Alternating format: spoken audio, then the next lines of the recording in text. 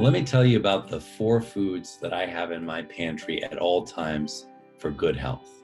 So a lot of times people have foods in their pantry that is not so healthy.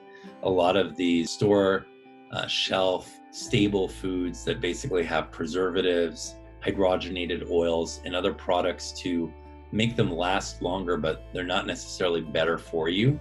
I prefer to have staple foods that are real foods that actually contribute to health.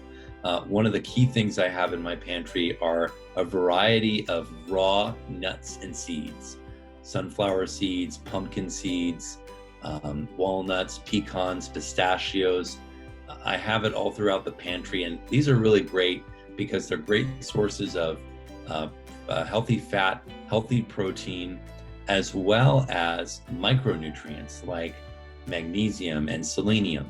So nuts and seeds are really a great pantry item to have. You can add it as a sprinkle to any foods, and even make it part of like a meal in itself. Another thing that I have in my pantry are raw beans and legumes and some pre-cooked beans.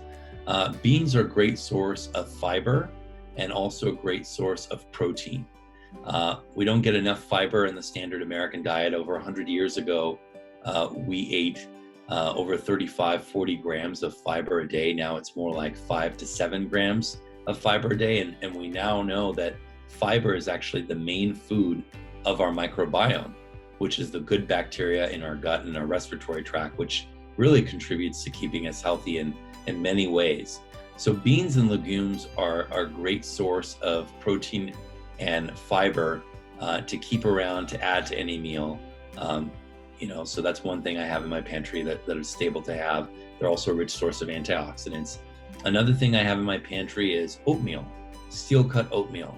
Oatmeal is a great breakfast source, and the steel cut, the one that takes longer to cook, has a lower glycemic load.